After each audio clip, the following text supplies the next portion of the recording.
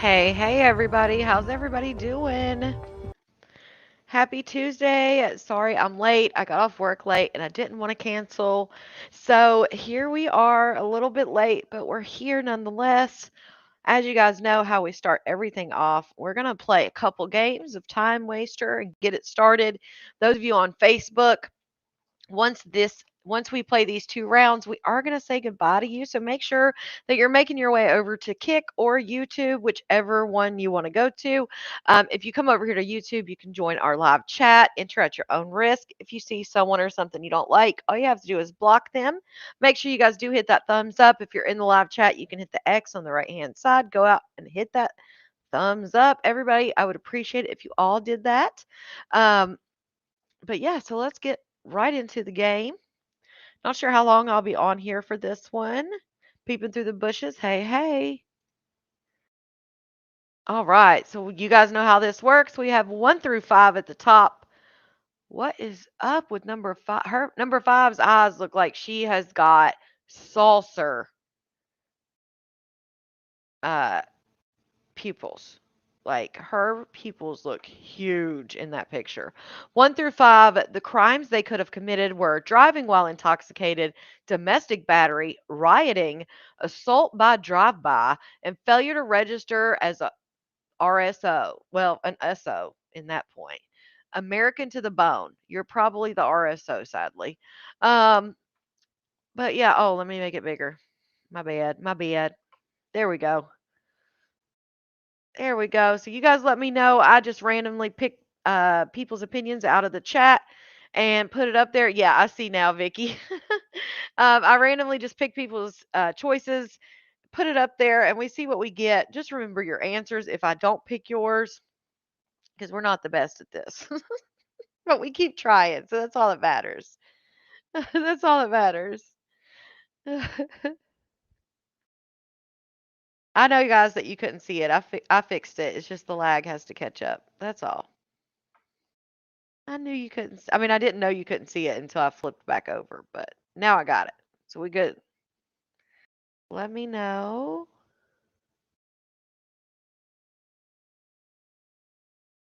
Um, evening. DUI number 2. All right, let's go. DUI number 2.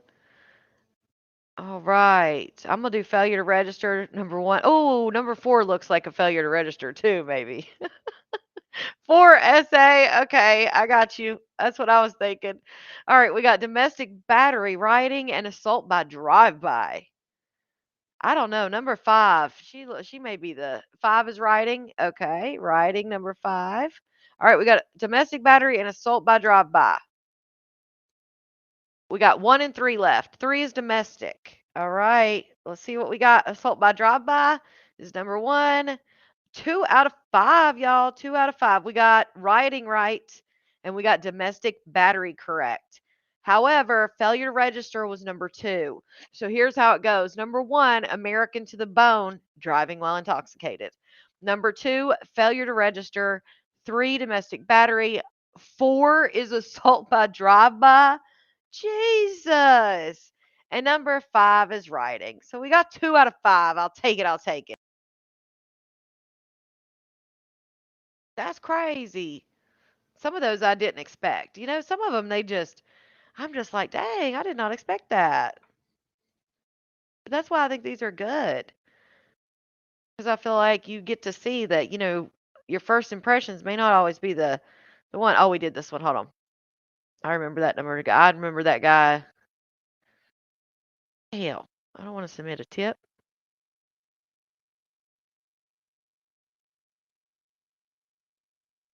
Look at this guy's mustache.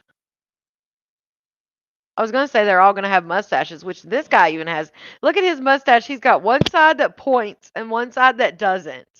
So does this mean the women have mustaches too? Is that the because they usually try to do a like the where the criminals have something in common. Is that what they're trying to say here? But look at number one's mustache. I mean, he looks like Luigi if Luigi were a real person. I mean, let's be real. All right, we got 1 through 5. We got aggravated assault with a deadly weapon, battery, identity theft, stalking, and lewd exhibition. Lewd and lascivious. I can never say that right. Uh, but yeah. So which one, you guys? I feel like 1, 3, or 5 could all be stalking or lewd exhibition. I feel like 1, 3, or 5 could be 4 or 5. Both of them could be that. 3 is stalking. Okay, 3 is stalking. I saw that. Let's see. Number 5 is stalking. Stalking number 1. See, 1, 3, and 5, they could all be the stalker, I feel like. Oh, you think 2 looks like the stalker. 5 looks like he's got a goatee on his chin and his head. Oh shit, 1 is identity. All right. A lot of you guys thought 1 was stalking, so we're gonna see about that. Let's do 5 for lewd, and then we got aggravated assault with a deadly weapon and battery. Let's do battery, aggravated assault. Let's see. Oh, 2 out of 5. Ooh, okay. So we got stalking and we got lewd right. I knew those two guys looked like that. Luigi would got in trouble for battery, you guys. Battery. And old girl number 2 got assault with a deadly weapon. 3 is stalking, 4 identity theft, and 5 is the, you know, lewd exhibition, meaning he showed his stuff, it sounds like. So there you go. You guys, number 3 was the stalker. I mean, with that mustache, he looks like a stalker, sadly. Even though this is all about, you know, not doing the stereotypical or judging a book by its cover, because clearly you can't do that in this thing. But we did pretty good. We got 2 out of 5 twice in a row. I think that's a good thing. So if you're on face, he's slinging turtles. Shit. If you're on Facebook, make sure you go out and click that link and come on over, because I'm going to say goodbye to you in just a second. Hey, hey, everybody. And we're going to get right into it and start talking about a few things. So goodbye, Facebook. All right, there we go. Who'd have thought, right? All right, there we go. All right. All right. Now, this is a little update on one of the stories that we've covered before. I've actually talked about it a few times because stuff just continues to keep coming out about this. Um, but the cheerleader that we talked about, that hid the baby in the closet, it has come out now that she is not who called 911. It is said that a third party actually is who called 911, that it was not her. So it says, a new incident report. Where the hell did it go? I don't want the slideshow. There it is. Okay, hold on. A new incident report obtained by Fox 56 has now revealed that the Lexington Police Department received a call at 10:35 a.m. on August 27th by an unidentified individual who somehow came across the baby inside of a closet. The complainant just found a dead body inside a closet, the incident report says. It's cold to touch. That suggests that the infant had been dead at least more than a few hours. By the time police, EMTs, and fire department officials responded to the home, Snelling was not there. So she wasn't even home, guys. It says she was found shortly thereafter, about 5 minutes away, and was taken to the police headquarters where she was checked out medically. An emergency care unit was then dispatched to the police headquarters, and Snelling was placed under arrest at 4:58 p.m. on August 30th. Police have previously said that she admitted to giving birth and to concealing the birth by cleaning items used inside a black trash bag, including the infant, who was wrapped in a towel. By wrapping the infant in towels and placing it inside of a black trash bag, the listed suspect treated the body in a way that would outrage ordinary family sensibilities, the police report said. But then the former cheerleader appeared in court for the first time last month. She pled not guilty to the abuse of a body, tampering with physical evidence, and concealing the birth of an infant. Questions still remain in the case, including how the child died, as the coroner said that the preliminary autopsy on the tragic baby boy is inconclusive.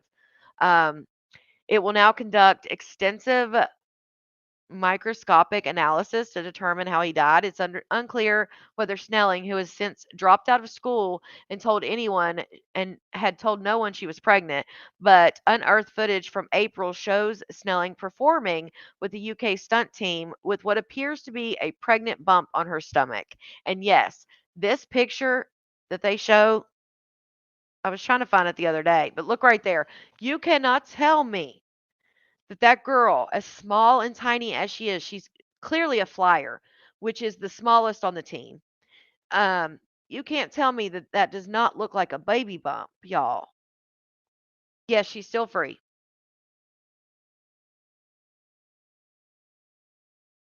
But y'all, I was looking for this. There's another picture I think that Law and Crime posted where it's a set she's performing and she's actually standing on the ground and she's in her cheerleading uniform and you could see it. It's even more telling than this one.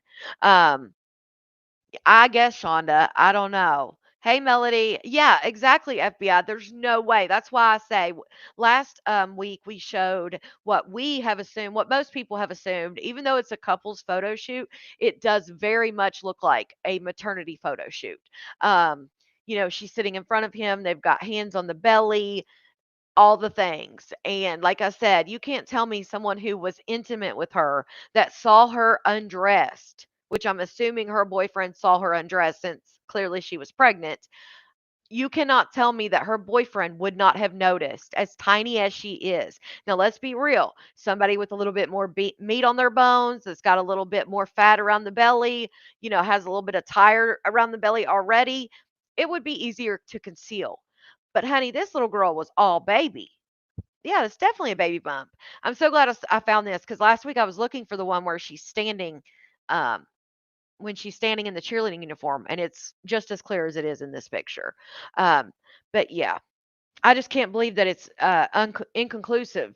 I can't believe that the autopsy came back inconclusive. However, I do think that they will continue to try and figure out, what happened to him. But I mean, it's obvious right there. I mean, that's so obvious. I wish they had the other picture that I saw, but yeah, it's just as telling as this one. I mean, what? And nobody knew? No, like nobody suspected? That's my thing is like, everybody can say, "Oh, we didn't know because she didn't confirm," but I'm curious to find out, did anyone else suspect it? Because if we can see it on the camera, they had to see it in person, you know? Um, just crazy. All right. Look at her thighs. Yeah. But I mean, you could just tell she was just a baby bump right there. Oh, thank you so much, Sissy. Yes, voted, um, if you have not voted for, hold on, if you have not voted for Archer, please do so. All right, check this story out. Okay, so this guy is, and this is what we're gonna do. We're just gonna talk about a few different stories tonight. He did what he needed to do. Man blows stepfather away through bedroom door, then claims self-defense. So this Arizona man, 25-year-old, allegedly shot his stepfather before walking out of the home and telling cops he did what he needed to do. He's accused of second-degree red rum and aggravated assault in the death of 64-year-old Casey Orlasco at their home in a Phoenix suburb.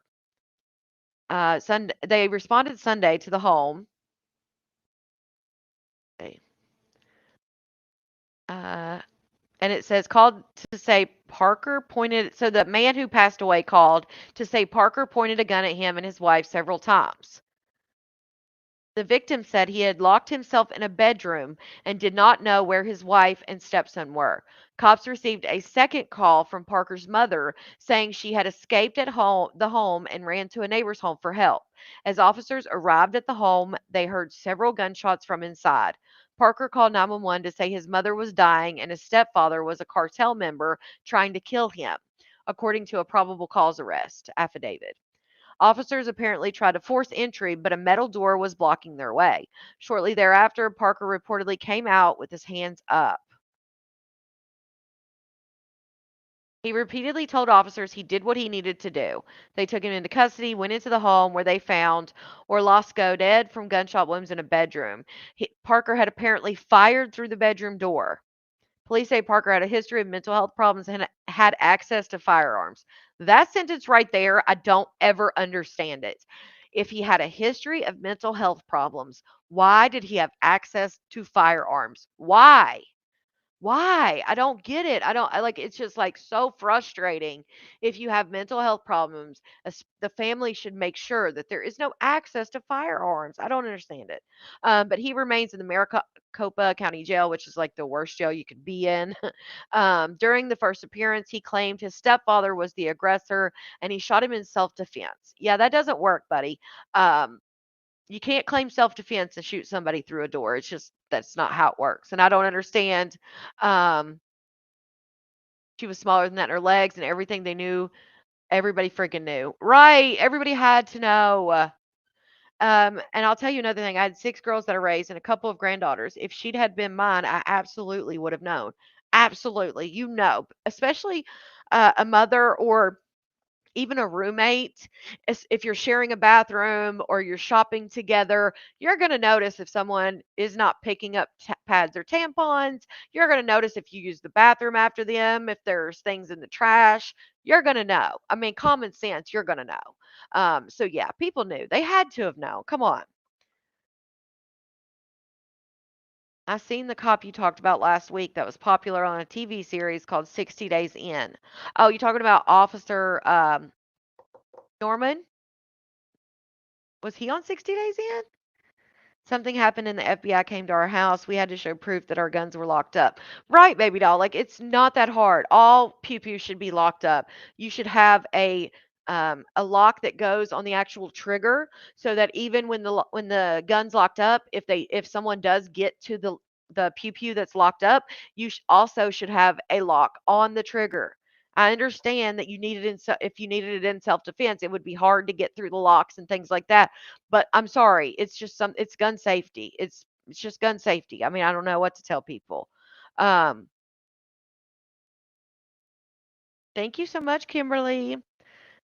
Just use mental health as an excuse. Yeah, I always wonder that, honey. I always do get devil's advocate. Just like, all these babies coming out. I always wonder, is it happening more or are we seeing it more? Same thing with mental health. Um, are they using it more as an excuse or are more people mentally ill during this time in our country? Did COVID in 2020 make mental illness even more prevalent? Or is it our economy the state it's in? Like, are there more mentally ill people? Are we hearing about more mentally ill people? Was it always like this and people just hid that away from the world and they hid their mentally ill family members and nobody talked about it for so long? Or are there actually more people that are affected nowadays? Or like you said, is it because it's maybe people are talking about it so people like to use that? Who knows? I don't think we'll ever know, but it's definitely it's definitely things I think about, you know. Okay, PW. Thank you.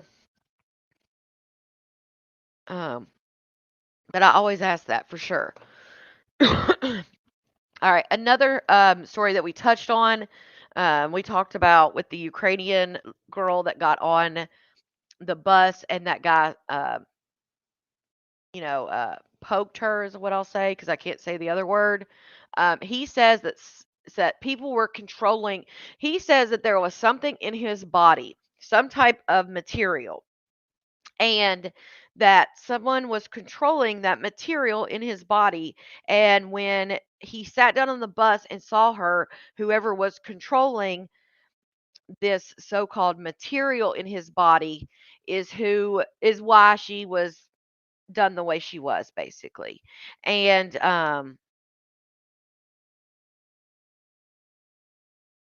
oh wow, okay. And but they are now saying, so he's saying like he's being controlled and all these things. Now, people have said that he does have mental health and that they were trying to get him help and that they just couldn't. The family said that they've tried and tried and they just could not get him help. All right. Now they're saying that Ukrainian refugees alleged person who did this is a member of a notorious crime family. So it says that the alleged person who stabbed 23-year-old, I said it anyway, Ukrainian refugee on a train was revealed as a member of the family riddled with criminal records. DeCarlos Brown Jr., 34, is a career criminal and schizophrenic, accused of doing this to Irina Sharutska on a light rail train in Charlotte. Uh, Siblings and father have lengthy criminal records. I guess this is a sibling. The crime family's history of offenses was revealed through court records and law enforcement documents. Brown Jr.'s brother, Stacy, in October of 2012, red rummed a 65-year-old man and used the Charlotte light rail to escape police. He pled guilty in April 2014 to second degree red rum and 2 counts of armed robbery, assault with intent to red rum, and breaking a motor vehicle. I think that means breaking into a motor vehicle. Um, the brother was sentenced to 27 to 36 years in prison. It says while in prison, he's received 44 infractions, including crimes such as assaulting someone with a deadly weapon, setting a fire, theft of property, and lock tampering. He was also served probe for a conviction in 2010 for threats against the government or assault, according to North Carolina's prison database. His sister, 33-year-old Tracy Von Trey Brown, has a criminal record that includes larceny, felony conspiracy, vehicle theft, resisting public officers, misdemeanor shoplifting, and most recently an arrest in 2024 for felony conspiracy, shoplifting, and misdemeanor larceny. The father of the family, DeCarlos Brown Sr., has been arrested as well, reportedly breaking and entering, felony conspiracy, larceny, and possession of a weapon on a university campus in 1990.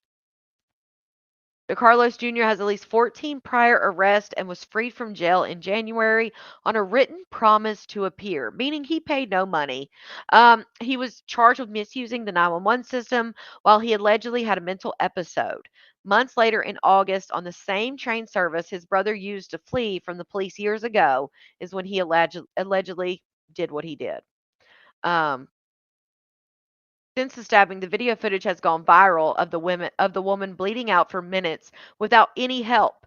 That's what got me. There were people all around her, sitting around her. She's clearly bleeding out, having an emergency, and no one tried to help her. I mean, clearly, she probably, from a medical standpoint, did not have um, a chance anyway, but she would have had much more of a chance if they would have grabbed something like a shirt or anything and held it to the wound. And I understand. You see someone on a train, you see blood, you don't want to get in the blood, you don't want to get messy, like you're scared that it's someone else's blood, who knows what they have, all those things, but first of all, my muscle memory would kick in and my body would just do it anyway just because of the field I work in.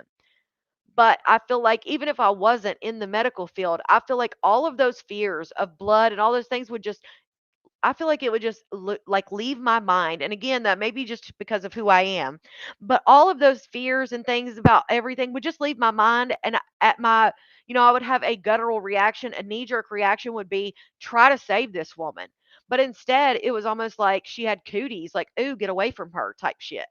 And that was the most heart-wrenching thing is to see that no one helped her. In fact, they were running away from her. And he was the one who did it. And he moved down through the train and took his hoodie off and stuff. And it looked like he had maybe a wound on his hand himself.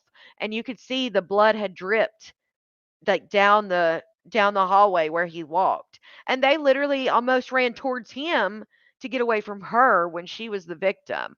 Um, I don't either, Crystal. I can't do it. I cannot. I don't understand it. It's foreign to me. If I saw someone in need, my first thought would not be to run away from them. I don't care what it looked like. And I get not everybody can handle blood and all these things, but there was enough people on that train that someone should have been able to help her. I mean, she died alone. That's even though she wasn't alone, obviously there was many people around her. I mean, no one helped her. You guys, I'm aware of the Watson Family podcast. I'm aware. I see people messaging me and stuff like that. I see it, guys. Um, all right. But yeah, so well, let me there we go. Let's see what else they say.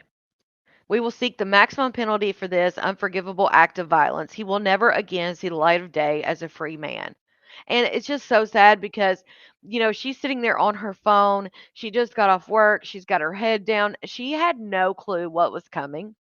Maybe that was a better thing, but you could see her react. If you watch the viral video, you could see her react. Um, Well, the lady across from her, FBI, she got up and kinda, like, tried to get away, and then the people once she got up, then other people everybody, like, tried to scatter away from her instead of helping her. It was sad to watch. Um, which maybe that was better that she didn't see anything coming, but you could see when it first happened, you could hear her yell and kinda jump, like she didn't understand, like, what just happened, I'm sure it felt like a pain, obviously. Um, but then shortly after she realized like something had happened, she was already because of where he hit her, probably right there on the carotid artery in her neck. She didn't have but minutes, if that. And so that's why I say even if they did help her, she probably would not have made it to the hospital, but how do we know? Like, I just think with at least somebody could have held her freaking hand or something. Like, damn. His sister Tracy revealed the audio to the Daily Mail of his call from prison. He said, I never said not one word to the lady at all. That's scary, ain't it? Why would somebody stab somebody for no reason? He added that he wants the police to investigate the materials in his body that caused him to red rum her. All right, so we read that one. All right, there we go. This is see. Okay, let's watch this one and then we'll get into the next video. Hey, Tanya. Oh no, Tanya they probably just sent you a notification that I was going live in 30 minutes for Malarkey. That's probably the notification you just got. Okay, Kay. I'll check after this because I'm sure if it's a bunch of bull, it's probably Malarkey. So I'll check after true crime. We got other stuff to look at here. This is a sad one, guys, too. Yeah, that's exactly right. As you said, this attack coming in broad daylight. Police say in this intersection right here behind me. Now authorities say they have a suspect in custody who will now face justice. By all accounts, the attack was horrifying. San Francisco police say Wednesday afternoon at about 4:30, just a few dozen feet away from Commodore Sloat Elementary School, Robert Byrd II was stabbed to death in the intersection with his son witnessing the whole thing. I saw all the police cars and stuff and then found out what had happened, and it's just so tragic. And that his son was with him it just breaks your heart. Now, just 2 days later, San Francisco police say a combination of detective work and technology, including license plate readers and a drone, led them to a suspect who'd fled more than 100 miles away. After we identified the suspect, our officers tracked him to Tuolumne County, where this morning we placed him under arrest. He has been identified as 42-year-old Daniel Patrick Rodriguez. At this point, investigators aren't discussing whether the two men knew one another or what may have been behind the violent attack.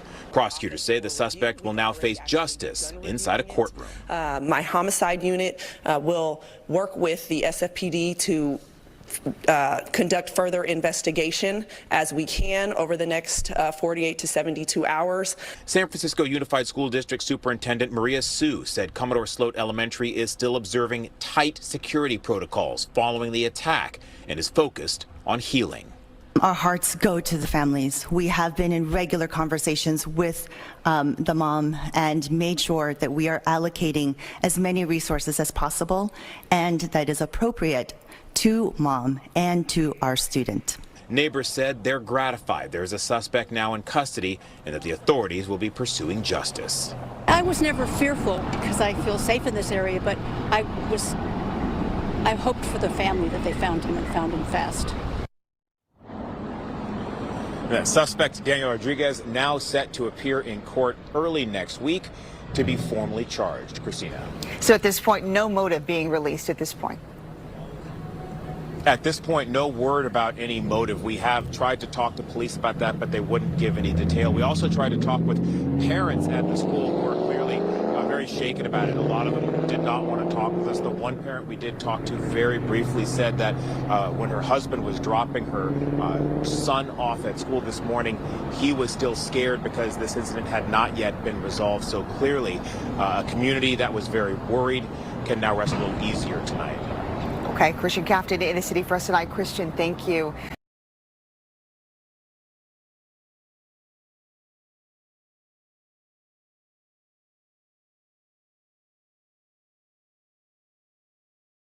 Can y'all hear me? Okay, there we go. I'm like, what the hell happened? So sad. I mean, what is. I did see that, Lakita. I did. I saw, I'll probably talk about that Thursday, but I did. I saw one where a girl was allegedly hung at a college, somebody said a college university. And I was like, wait, what? Like, what is going on? Like, oh, it's terrible. So terrible, I swear. There's just so many things. All right, let me show you guys this.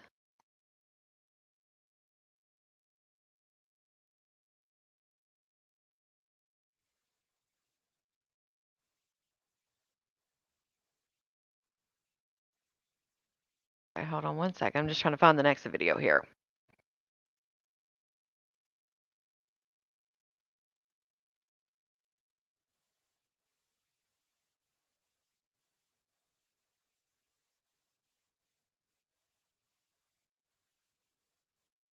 Okay, playlist. Here it is. Okay, so it is true. What I reported last night, um, oh, well, I heard one, Lakita, that there was a female. So maybe there's been three. Um, but yeah, I'm definitely going to be looking into it. Somebody just messaged me today about it.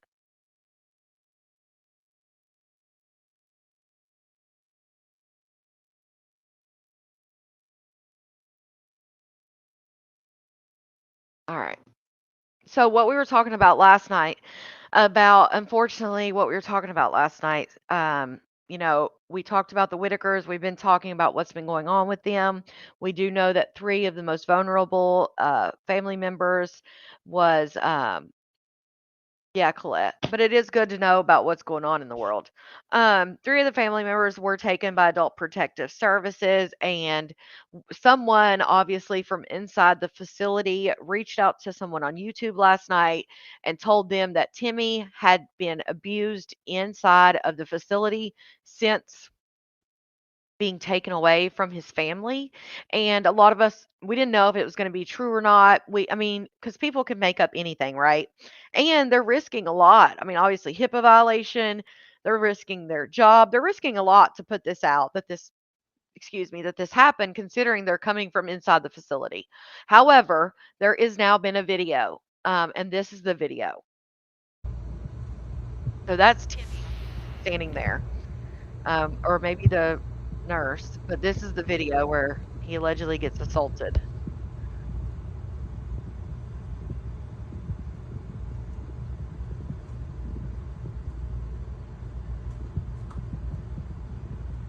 Okay, yeah, that's Timmy. That's Timmy in the blue shirt there and the gray sweatpants. Hey, YouTube family. Okay, well, what happened? I know a lot of you are wanting updates about Timmy. Hold on, what was the assault? I missed it. Is it the guy standing next to him or something? Because I didn't see. Maybe I missed it.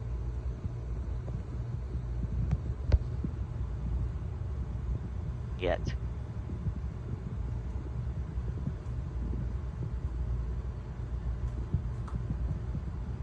Oh, so maybe it's by another person that lives there. Maybe that person. Hey, YouTube family. I know a lot of Timmy has been. Because I don't know. I'm assuming the two guys that Timmy got into it with that guy in the gray shirt.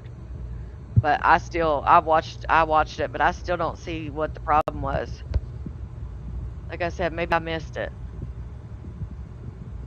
He's supposed to be safe there, right? I'm assuming it's by another patient, not not the staff. Hey, YouTube family. Yeah, I I don't know a know lot of about you. that. And the fact that it was supposed to come out on the news, and I haven't seen I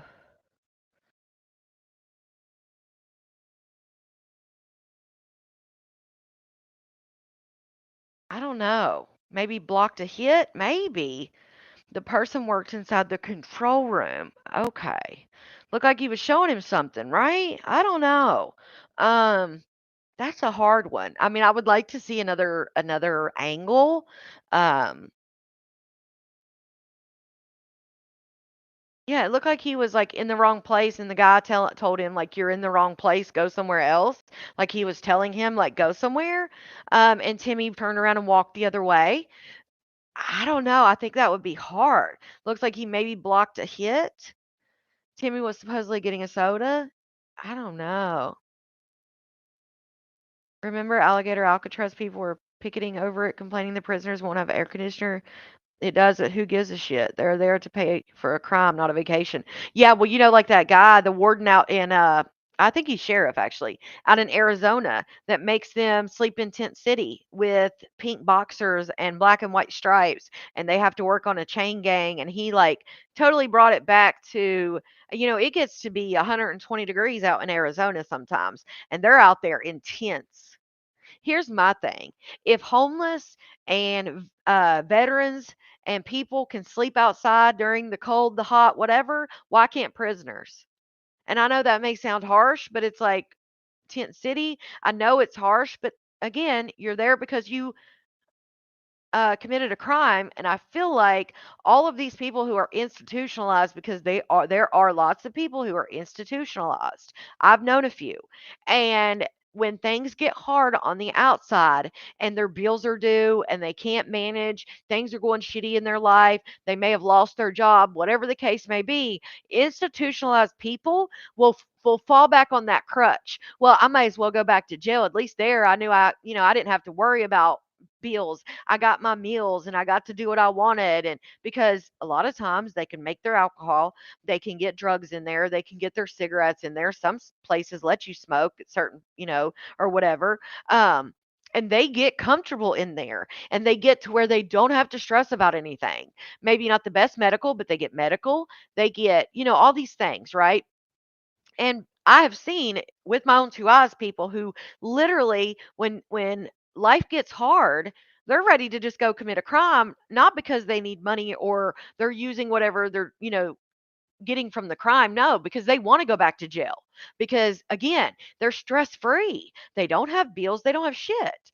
I could never imagine getting to that point, but hey, I can understand where, especially if you have been locked up since you were a teenager and you've been in and out of juvie, then in and out of prison, and now you're 35, 40 years old, you've never been responsible for yourself. I can understand where people would get frustrated and be like, shit, screw it. I'm going to go back to jail. And it's sad that it gets that way, but it does. And I think that that sheriff in Arizona may be onto something, because I'll tell you what, if I went and had to sleep in a tent and work on a chain gang and all those things in the middle of 120-degree weather in Arizona, you better believe that shit would be in the back of my mind. If I was a criminal, every time I did something, I'd be thinking, oh, hell, I'm not trying to go out in that tent again. You know what I mean? Like, I already have it, Tom Tom. I already got it. Um, I already have the booking video here, but I appreciate you for sending it to me. But that's a good segue into our next video. I will make this public after I show it here on live, but I wanted to read you guys the police report has actually come out, and I've been getting messages talking about don't talk about Officer Norman, you're hurting people, you're not helping people, all of these things, and I'm like, what? I just don't understand what this man, how he, I mean, and granted, he could be the most innocent person, but I don't understand what hold he has, what chokehold he has on these people, because that's probably one of the first times I've ever got a message saying like, don't talk about somebody's alleged crimes because you're hurting them, not helping people. What? What about the women who he alleged that he did things to? What about those people? Like, I just couldn't believe it. I was thinking, what the hell is going on here? I couldn't believe it when I got these messages. I'm like, excuse me? And I wanted to point out, and I sent a couple of the people this right here. And I'm gonna read it to you. You can turn your screen sideways if you want. But this is what it says. It says, upon arrival, and this is about Officer Norman, you guys, if you didn't know. It says, I responded to a domestic disturbance. Once I was inside speaking with the caller, R. Norman, which is the wife. Officers Gates and whatever were outside at the bottom of the porch to the residence, and T. Norman, which is Tommy, was sitting in a chair at the top of the porch. He said, I stepped inside with Sergeant Lyon to assist him in gathering a statement from the caller. When I stepped inside, the wife was clearly in distress, crying and upset. She had redness and scratch marks on her chest that were visible above her right breast, indicating a struggle had recently ensued. During the conversation, the wife stated that she wanted him to leave because if he did not leave, she was in fear that she would be hurt. Sergeant Lyons asked the wife if Tommy had put his hands on her. She said she became hysterical, covered her injury, and turned away from them. After a short while, she stated no. However, due to the circumstances surrounding the incident, it was clear that a physical altercation had taken place. He then asked her exactly how he did it, and she made a backhand type motion and demonstrated how she was struck. This motion was consistent with the injury that was observed on her chest. Now, then they stepped inside to talk to Tommy, which is Officer Norman. He stated that he allowed one of their children to go to the movies with some friends and that the kid was supposed to have a ride home. So he decided that he was going to sit at the house, watch the Razorbacks play, and drink. He said that later he also took a prescription to help him sleep because he had work in the morning on 9/14. He said something occurred at the movies and their child no longer had a ride to get home. He stated that him and the wife got in the vehicle to go pick up their child. He said while headed to the movie theater, an argument ensued over recent. Now listen to this part.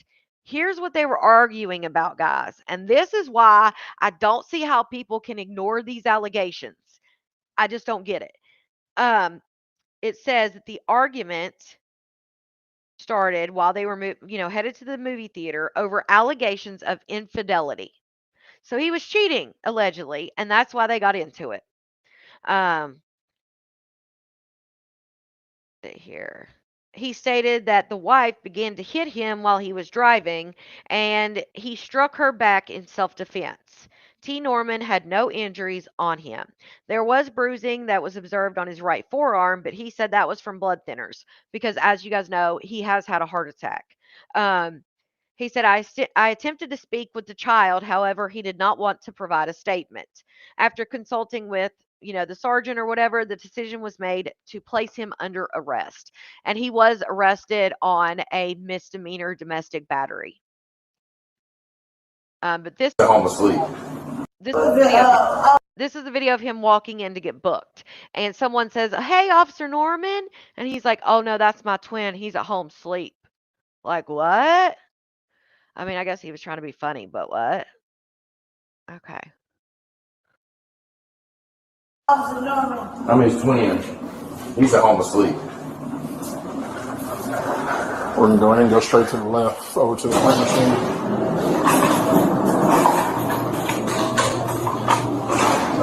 Can't see anything. I got you. Here. Where at? Over here? Yes, they do, Yesy. Yes, they do. I have my contacts in all my glasses. I got you. We're going to go over this. Watch out. Don't hit the table. Go over here to this pink spot. If you want to, you can sit down for a second. I'm going to ask you a few questions, get some information.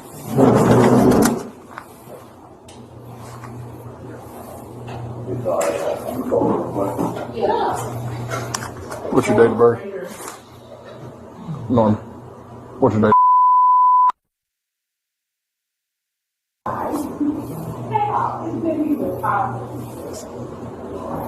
They didn't show him walking in to know if he was handcuffed. They had him sit down, so I don't think he was. I don't think he was handcuffed. Right, Julie. Yep. And they have no worries. There is, Colette, so much background. But here's what I thought was crazy Tell me about your the legal video. name. Thomas. Because it's just like, obviously, it's just, asking him questions and things like that. But what I found very interesting about this video is he is very concerned, which obviously he's going to be because he's an officer. He's probably arrested a lot of the people that are in that jail or arrested their family members, their baby mamas, their wives, whatever the case may be. So he was very concerned with the fact that would he be in General Pop? He was even concerned that if he was in PC, would they be able to look in his cell? Like, I mean, he was just very concerned. Hey, Sarge. What's the date of arrest? Yep. Gotcha. Just a misdemeanor, right? No, what's 13? Not 13, 20. What's the incident number? Just domestic? Yeah. Misdemeanor, right? Okay, cool. So there you go, misdemeanor. Arresting officer. Do you have any injuries you need to be at the hospital for or anything? Yeah, no, he's not handcuffed. Car accident in the last 24 hours? Not handcuffed at all. Yeah. You said that to fingerprint in the shower. I got to get you to see medical. They'll do a medical history on you. Make sure if there's anything that you need to take while you're here or anything like that. He does And great. then I'll just get you walk right upstairs after all that, after your photo and everything. I got to go to a unit. Yeah. Yeah, because court ain't going to be till Tuesday. Unless somebody can work something out to get you something on Monday. North Little Rock's always Tuesday, Thursday, Saturdays. I'm not going to be by myself. You'll be in the room by yourself, yeah. Yeah. Like, You'll be on PC no matter what because of the status, you're a profession.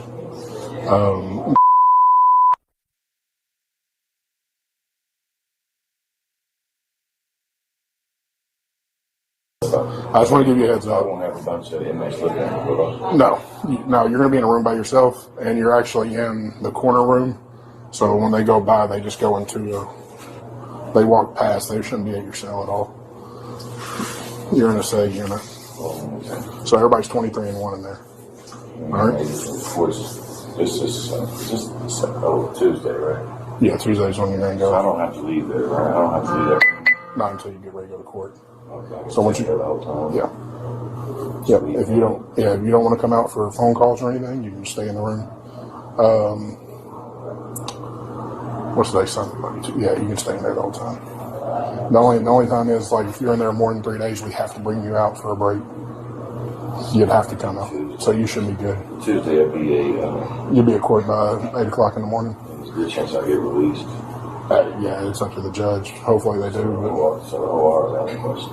But, I mean, they might. We can't. The judge might be able to, though. I mean, but nothing right now. Nothing right now, no. Yeah.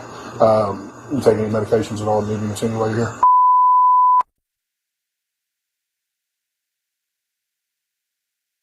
I had a heart attack. I remember I didn't that. bring it with me.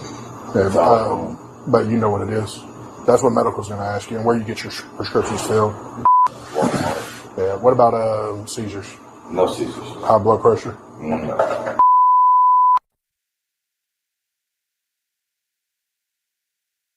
I mean, but I could probably do without that for a few days. I got you. So like I said, he'll ask you where you get all your stuff filled. Just tell him the location. Charge nurse will call, and hopefully, anything you need, they'll have emergency status on hand.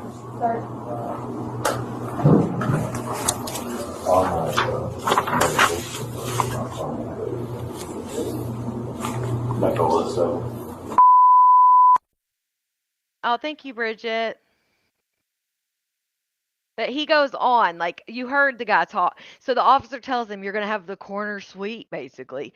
They're not, and he's like, "Well, do I have to come out?" Because he went in on Saturday night, but they weren't going to have court until Tuesday, so he was going to have to stay. So he was like, "Well, then there are the people in PC, which is protective custody. It's for people who are cops or people who do things to children and women because the inmates will take it upon themselves to give street justice. So, or snitches. they put him in protective custody. They're on a 23-1, which, if you don't know what that is, means they are locked down in their cells for 23 hours a day and they get 1 hour of rec time.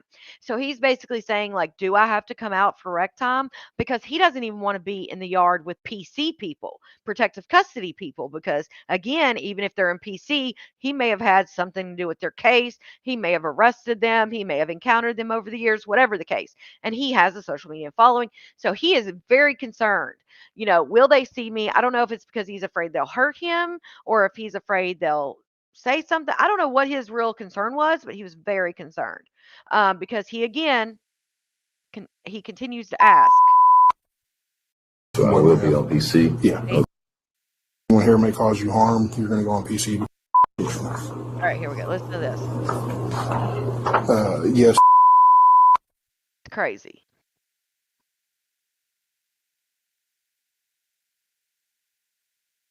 Anyone here may cause you harm, you're going to go on PC because of your status, because we don't know. So I will be on PC? Yeah. Oh, good. And by myself? Yes. The whole time I'm here? The whole time. Okay. And then I was going to say something about the next one. Everything else was a no. You've never been placed on protective custody, however it is going to happen. No, that's fine. Because of who I am? Yeah. Okay. 1612 West Long 17. All right. All right, let's get. I got you. All right, you can stand up right here on the pink for me. Look straight ahead to the camera. Straight ahead? Yes, sir. Right here.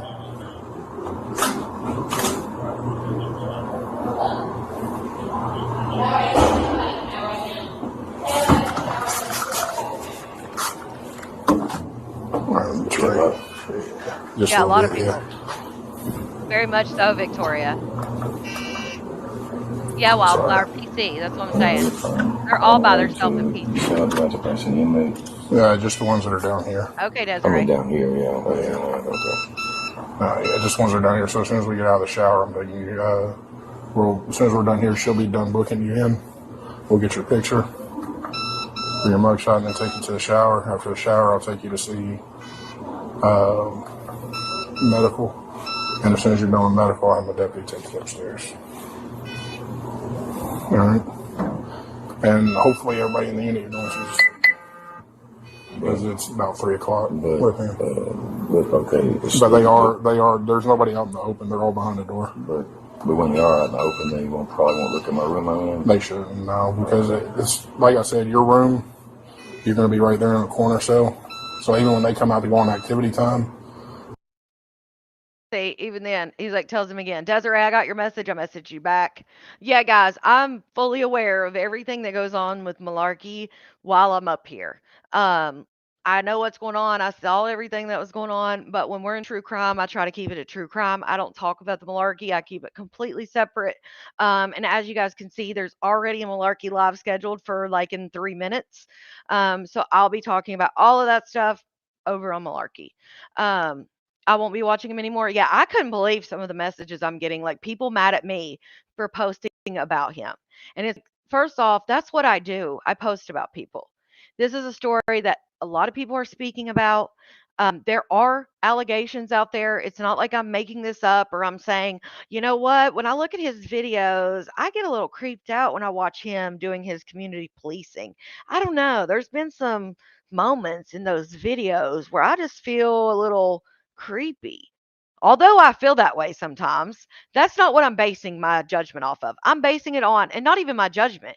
I'm just saying what's happening. And so it's very strange to me to see people like, because again, this is the internet. It's the wild, wild west. People talk about things that are on the internet. And as big as the story is, it's just strange to me to see people. It just doesn't happen a lot, right? And I think that maybe it's what he's doing. Maybe because they feel like he was doing such a good thing with the children. Maybe they feel like that. And this is the problem. This is the problem we have with this is the problem we've had for years. Look at the churches. Look at the churches. And when you have a narcissist, you have flying monkeys around them. That's what they're called. They're these very vocal very vocal in your face will defend them, and they tend to almost put a fence around themselves to where their flying monkeys will come at you and protect them and all these things to where they almost don't have to defend themselves. And I feel like, and I'm not just speaking about Officer Norman. I'm talking about people that are in the community that you think are doing all these great things, and sadly, they'll have like an ulterior motive. Those are the kind of people.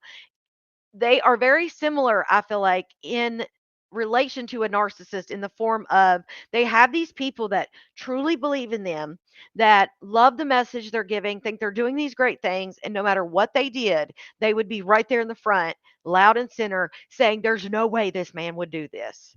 Um, and I feel like that's the problem we've had. We have got to separate. We've got to stop this. Oh my God, yeah, but he does all these amazing things. He would never. Sadly, some people do those amazing things so that they're allowed to do their evil things without people thinking they're doing the evil things. And not every person that seems to be a good person is a good person. And we have to stop this shit about, oh, well, he's such a godly man, or he helps in the community so much. Or, I understand that. But two things can be true. They can be someone who is all about philanthropy and helping people, and they have helped so many and done so many great things, and also be an evil SOB behind closed doors. It happens all the time. And I just wish people would, as much true crime is out there nowadays, people should have got this by now. People can put up a good front, and people can be everything you want them to be, and be completely different when they're not in the public eye. Um, right, Jennifer. Yeah. And that's another thing too. And I get there are people that lie about allegations against people, and I understand that there are people that are not truthful on the flip side, and they say they've had things happen to them that haven't happened to them for whatever reason, attention, whatever, mental illness, revenge. There's all kinds of reasons, right? Um, But when you see these multiple reports and they seem to be the same, and clearly these reports, in my opinion, were not publicly put out there. They were not thrown out and said, oh, this report came in, this report. They seem to be, it seems like there's a common thread here. Um, and I don't know. I don't know. I just think it's sad. It's sad. A lot of do-gooders do bad things, right?